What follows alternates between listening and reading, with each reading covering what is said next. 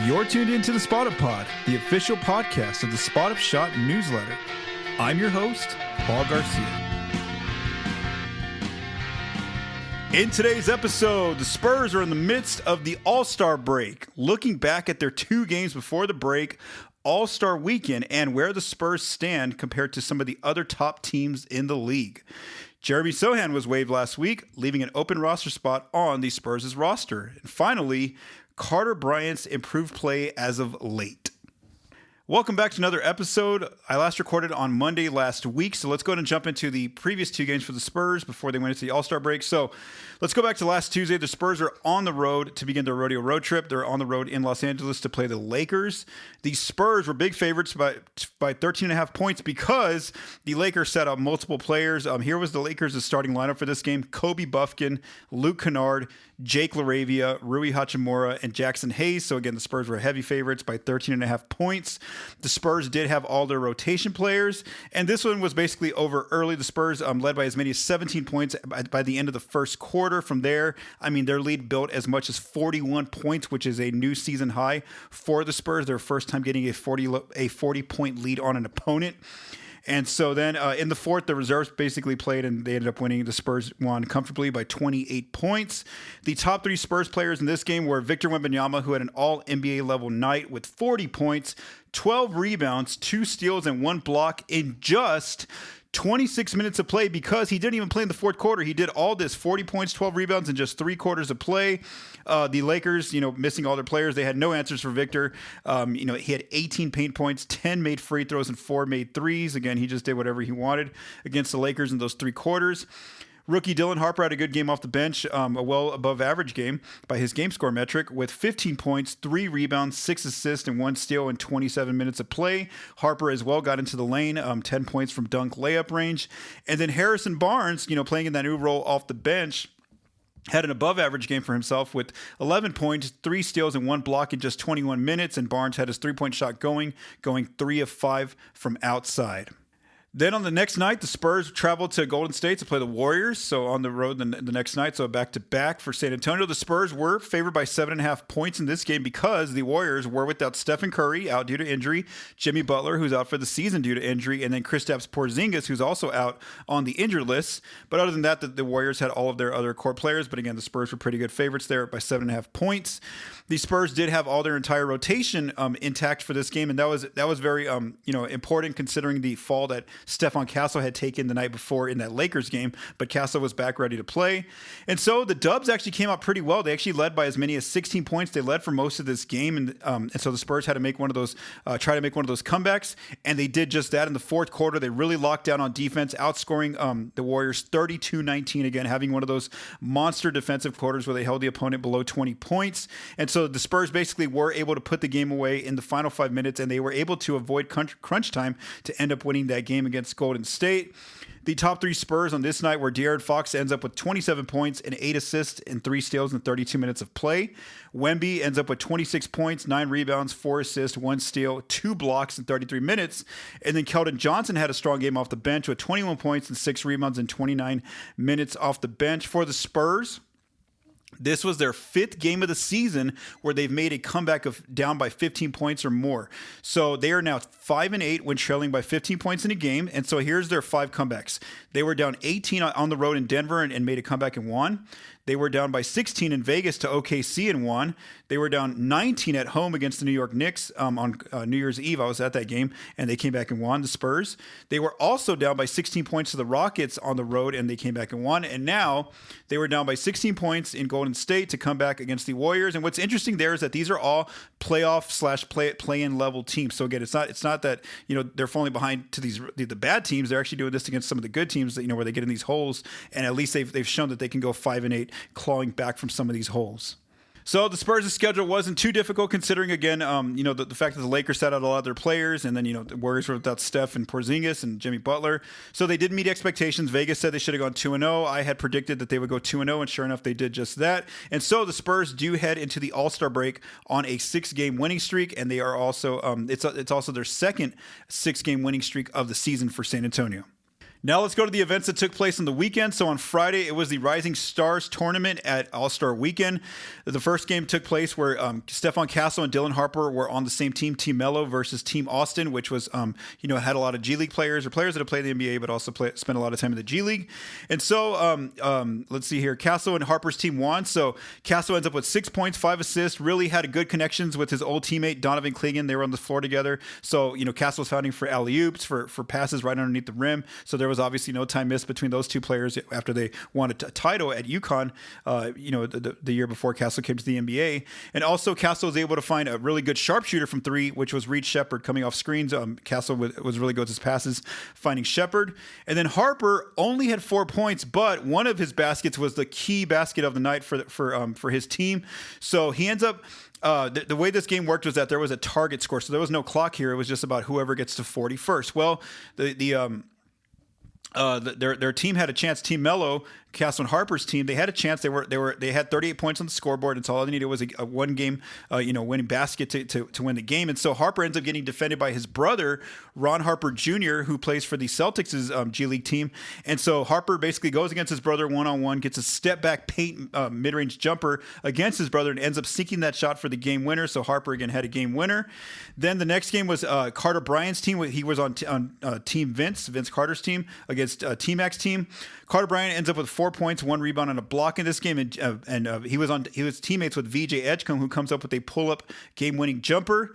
Then in the finale, this game only went up to 25 as the target score. It was Castle and Harper on Team Mello versus Carter Bryant on Team Vince, and so Bryant ends up with 5 points. He did make a three-pointer. He only took 1 3, but he made it. Looked confident taking that shot, and his team ends up winning 25-24. Again, VJ Edgecombe gets fouled right at the end and ends up winning the game based on free throws. And so, Carter Bryant's team ends up winning the Rising Stars championship.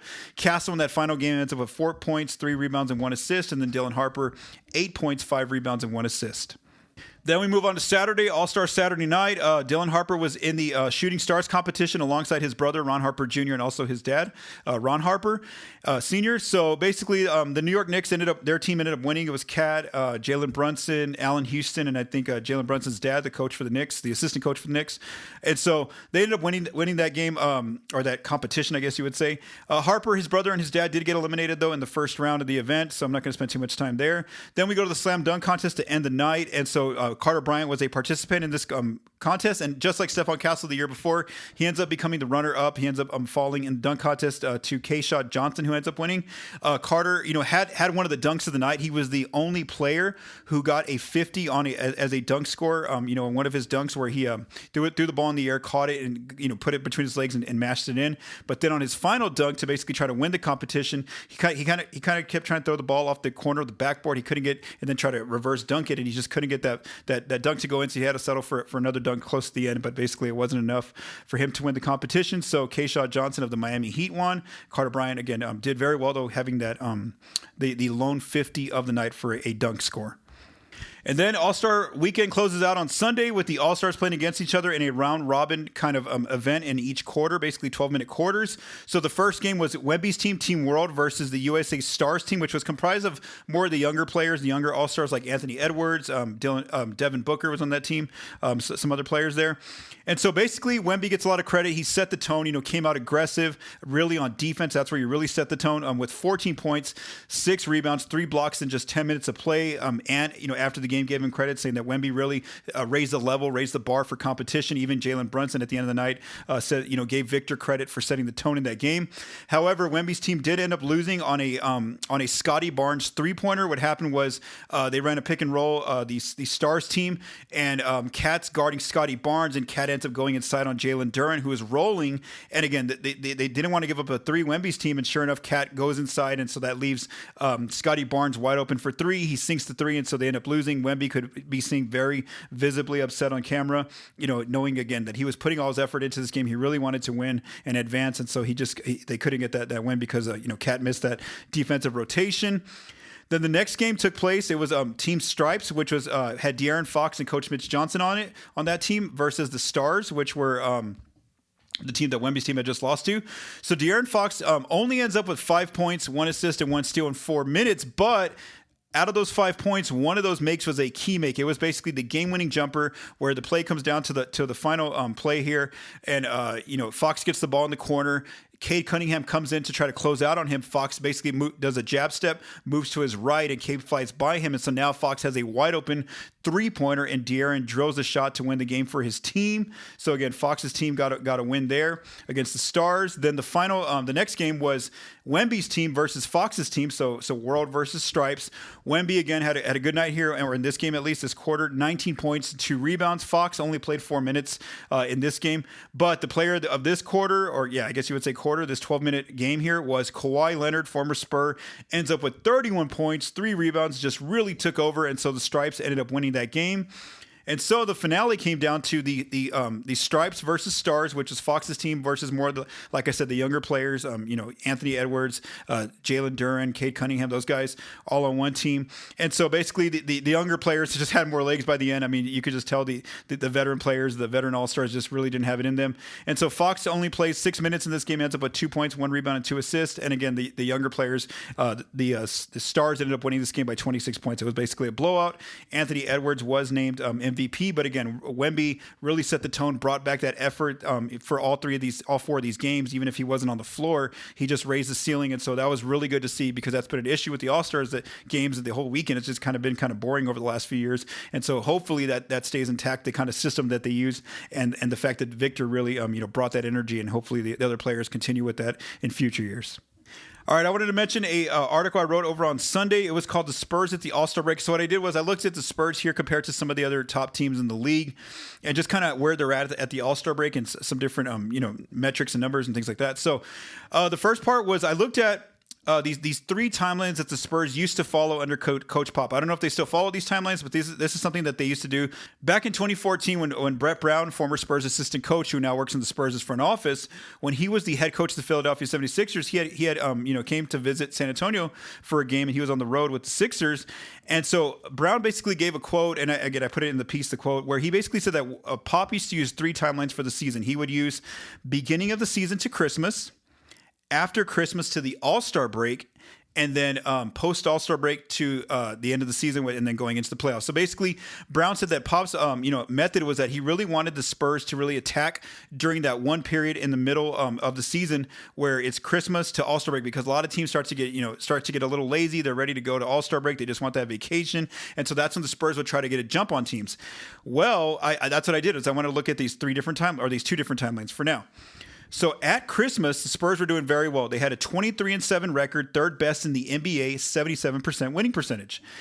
Post All-Star break to Christmas, they went 15-9, 63% winning percentage, 7th best record. So again, it wasn't at the top tier at 77%, but they still played very good basketball in that late December to February window. Winning 63% of the games. Again, you're winning 60% of your games at least. You're doing very well out on the court. So again, the Spurs didn't fall off too much, and they weren't the only team. As I mentioned in this piece, it wasn't just the Spurs. It was the Thunder, the Knicks, the Minnesota Timberwolves, the Lakers. Everybody has kind of dropped off. The only team that got better in this stretch was the Boston Celtics out of the teams that were initially there. Now, some teams actually were bad initially, and then they ended up getting way better. Like the Clippers did very well. The Charlotte Hornets did very well in this second timeline. The Cleveland Cavaliers as well. So again, the Spurs weren't the only team that dropped off, but they at least kept that really high level of winning at least 63% of their games during this stretch. So again, I think you could say that yes, they did kind of jump on the competition there, in those final few weeks before the All-Star break.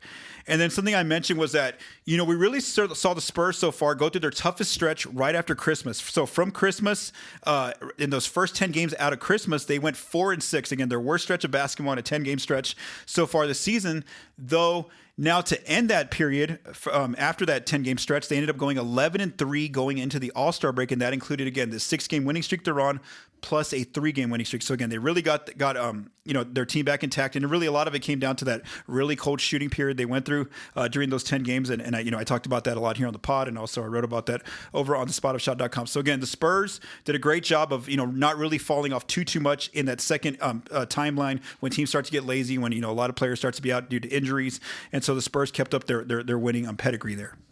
The next item in that piece that I wrote was I wanted to look at how the Spurs are faring against other top teams and how those other top teams are faring against each other. So here's how I define the top teams. I looked at teams that have at the All-Star break that are winning at least 60% of their games. And there's 10 teams here between both conferences. There's the Detroit Pistons, the Spurs, the New York Knicks, the Oklahoma City Thunder, the Houston Rockets, the Cleveland Cavaliers, the Minnesota Timberwolves, the Denver Nuggets, the Boston Celtics, and the LA Lakers. So again, those are the 10 teams right now at All-Star break that are still winning at least 60% of their games overall.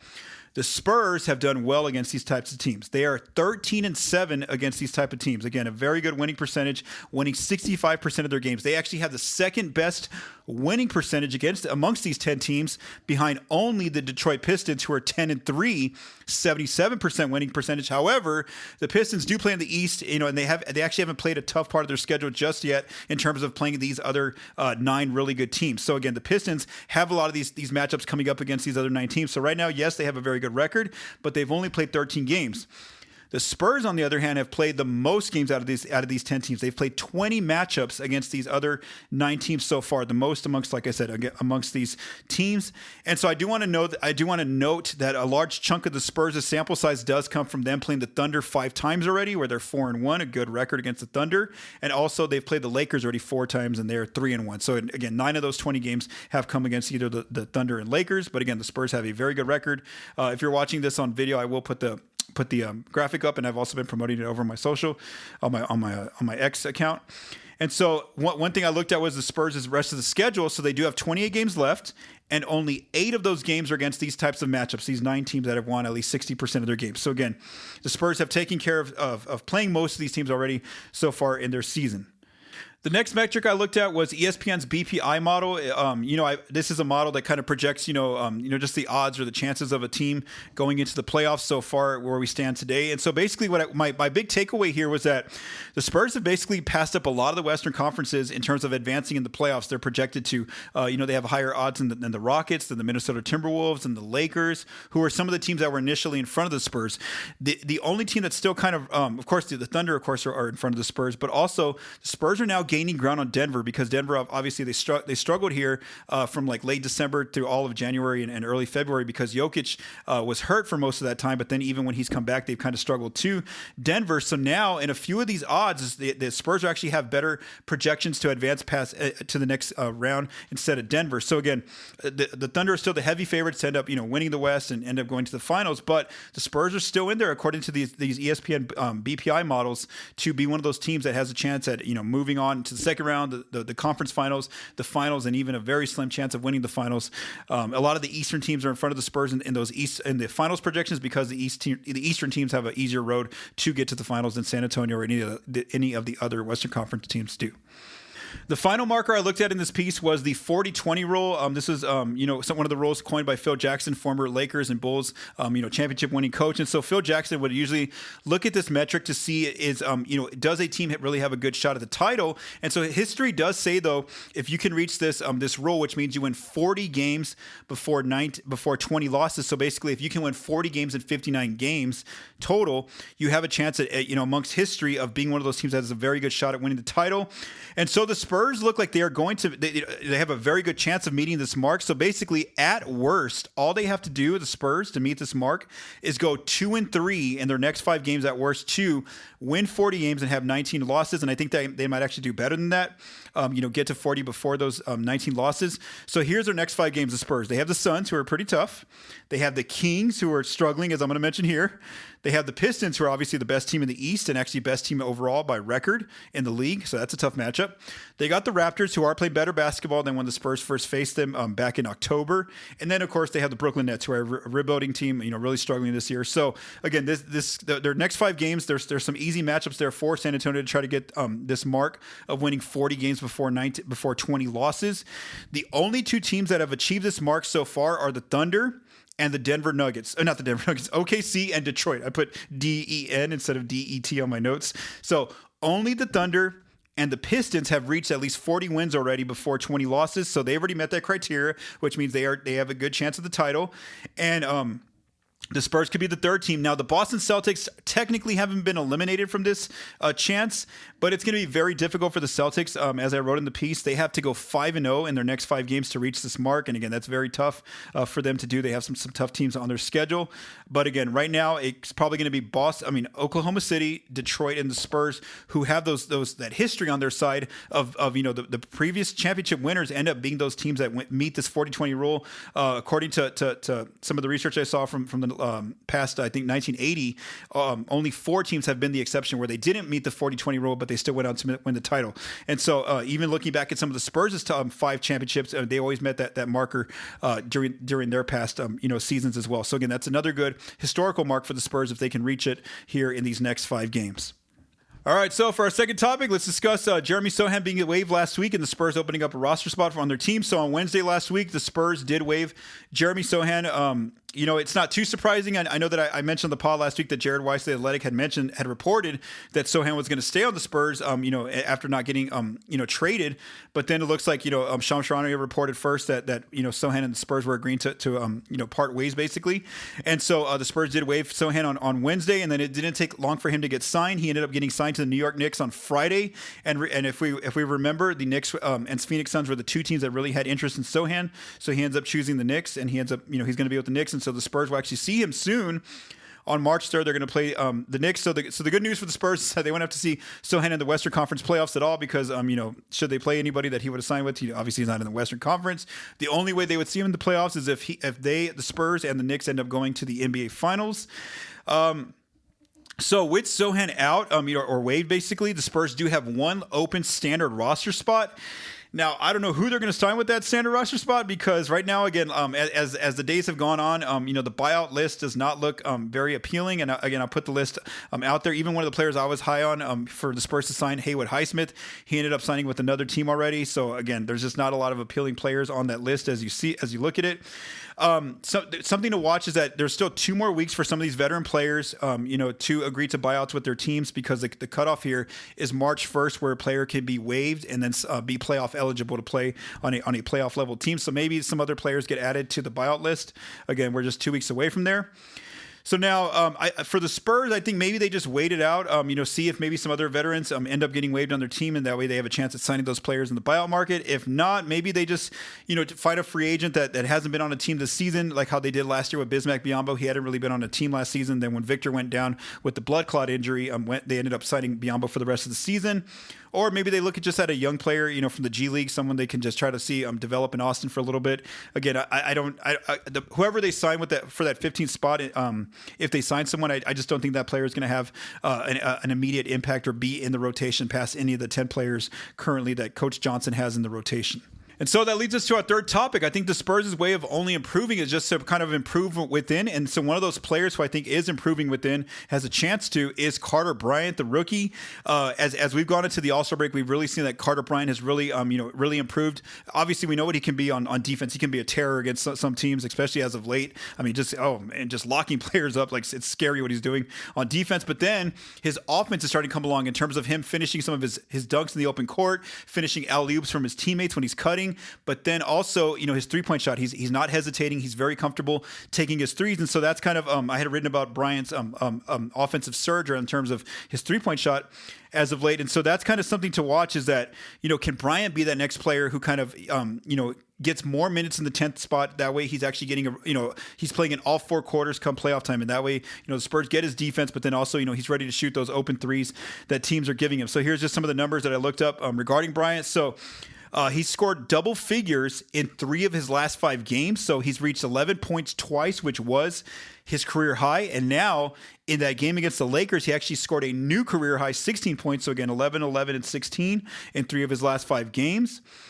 As I looked, at his game-by-game shooting, I did notice that he really started to increase his three-point volume in late January against the Pelicans. He actually had a season-high 5 three-point attempts in that game. And so with his his higher three-point volume, it shows that he's not hesitating. He's ready to shoot. And then also he started to make a lot more of those shots as of late. So it just looks way more confident. And like I mentioned, even in that Rising Stars game, he got one quick arc three, and he was ready to just pull it, and he shot it and made it in that game. And that's kind of what we've seen from him with the Spurs, where he's not really hesitating anymore. He's not really second guessing and kind of going inside the lane. If he's open, like teams are leaving him, he's ready to shoot. So basically, in his last 8 games, Bryant is averaging 7.5 points and shooting 43% from outside on 3.8 three-point attempts per game. So again, that's a very good sign that he's shooting 40% right now from 3 in these last 8 games. And again, most of those, as I show a shot chart, are wide open threes because a lot of defenses really don't guard him, considering that he struggled most of all season. Plus, he's just a rookie, so and he's not going to be on a lot of their scouting reports. So right now, this is a perfect opportunity to really for him to get that rhythm as he's been doing going into the All-Star break. And so, just looking at his defensive numbers as well. I mean, I plugged in his numbers compared to some of his teammates in per 36 defensive numbers. And so Bryant's already sticking out amongst contested shots, deflections, blocks, defensive rebounds. When I basically add up all the Spurs' defensive 36 numbers and I basically put them in a list, outside of Wemby and Luke Kornet, Bryant, comes out ranks out as the third best defender in these metrics. So again, that's a very good sign. And again, it's going to help them to have him on the floor more if he as long as he's helping out the offense and not hurting the offense. Even looking at how he's been blocking players lately, I mean, I look back and 7 of his 9 blocks have taken place since January 19th. And we've seen what kind of player he's been. I mean, in some games he's had multiple blocks where he's had 2 blocks or 3 blocks in a game, and he's just blowing up possessions right now on defense with his activity, his hustle. Even when he's maybe not even guarding the player, he just has his arms all over the place and just moving everywhere and getting his hands on the ball when it's in passing lanes. And then regarding his blocks, one thing I've noticed is watching some tape is that, he has obviously good timing on his blocks, but also he has that big frame where he can absorb a lot of contact, has a lot of length. And so again, if he can continue to improve in these final 28 games of the season, then he might start to get real minutes in terms of leading up to the playoffs. So when I say real minutes, obviously we know he's in the 10-man rotation, but if you watch his minutes, a lot of times he doesn't play in the first quarter. If it's against a really good team, like when the Spurs played the Rockets, he didn't really play at all. He played like 3 minutes. Against the Warriors, when the Spurs were down by 16, he didn't play at all in the second half because they were trying to make that comeback. So again, I think that if he continues this play, we're going to start to see him get actual minutes, four quarters of solid minutes, going forward. And of course, again, that becomes another weapon the Spurs will have on both ends of the floor is Bryant for the playoffs, considering, who knows what kind of team they're going to play in the playoffs. If they have one of those bigger scoring forwards or guards like Anthony Edwards, who else? Luka Doncic, just different offensive players. Kawhi Leonard, if the Clippers get in there in the play-in and then move on to the playoffs, you got to have good, big versatile defenders. And so Carter, you're going to need his defense out there. So again, that's a good sign that he's at least, improving going into the All-Star break. Now the question is, can he sustain this in the second half of the season where Coach Johnson starts to give him even more minutes and really just, he really hones in on that 10th rotation spot. And so, yeah, that's just something that I mentioned. And I do think that, again, Carter Bryant's improvement could be the biggest addition to the Spurs, not really anyone out there on the buyout market. Let's keep going. All right, so let's go ahead and preview the upcoming games for this week. There's only 2 because obviously we're in the All-Star break. The Spurs have a few more days off to relax, and then here we go. Basketball is going to start again on Thursday. So before I talk about the next 2 opponents, let's first talk about the Spurs, how they were doing going into the break. In their last 10 games, they were 8-2, the 5th best offense and 5th best defense. So again, San Antonio was rolling. On Thursday, they're still in the rodeo road trip, but they're basically going to play a home game in Austin, Texas. So the Spurs are hosting the Phoenix Suns in Austin. The Suns are 5-5 in their last 10 games. They have the 16th ranked offense during this stretch and the 19th ranked defense. Also, Dylan Brooks will not be in this game, who's one of the better defenders guarding Wemby, and so he got suspended, accumulating his 16th technical foul of the season. So I am going to say that the Spurs win this game because, again, they're going to have more of the home crowd with Austin, and then they're just playing better basketball right now. All right, then on Saturday, the Spurs. I mean, this one's just more so about how much should the Spurs win by. I'm really eager to see what Vegas sets this over under at for this game. So they are going to be hosting the Sacramento Kings in Austin on Saturday. The Kings are really struggling. You can't blame them because they're going to, they have their pick this year in the lottery. So it's, it works out for them that they have a bad record. So they are 0-10 in the last 10 games. They're technically on a 14-game losing streak going into the All-Star break. They have the 25th ranked offense and the worst defense in the league during the stretch of the last 10 games. And so again, the Spurs should win, and they should win in a blowout just like they did against the Lakers. If they don't, and it's a fight, in crunch time, then they really disappointed there. The Spurs did, and so again, I think that the Spurs should go 2-0 this upcoming week against the Suns and the Sacramento Kings. All right, so before I close out this episode, I do want to give a special thanks to you all that listen to this episode these episodes every week, and watch my videos over on YouTube and and Spotify, wherever else I have the videos, and just tune into the Spotted Pod. As you know, I wrote for ProjectSpurs.com for a number of years. Once our founder Michael De Leon died a few years ago, it was we tried to keep the site going, but without Mike, everybody kind of just went their way. And so, as you all know, I started the Spot Up Shot just a few years ago, and actually I started the Spotted Pod that you're listening to. Just my first episode ever just came out in 2024 in August 25th, so less than 2 years ago. I introduced the Spotted Pod or got it out there on the internet, and so it's just been less than 2 years already. But I do want to thank you all for listening, because I have seen some of the support in terms of where it's ranking. According to millionpodcast.com, they emailed me over this last week, and they told me that the Spotted Pod is in the top 10 among Spurs podcasts. So again, thank you so much for your support of me doing these episodes every week. And so again, I'm really thankful that I was able to already get in the top 10, considering that it's been less than 2 years that I've introduced this podcast. And so I'm really looking forward to continue to recording episodes week after week, and looking forward to these final 28 games of the Spurs this season, and then of course the Spurs' return to the playoffs and seeing where that journey goes. Thank you for taking the time to listen to this episode of the Spotted Pod. If you like what you heard, please subscribe and leave us a rating on your favorite podcast apps and our YouTube channel. The Spotted Pod is recorded and produced by Paul Garcia. The music for this episode was written by Vincent Garcia and Paul Garcia. Thank you for listening, and have a great day.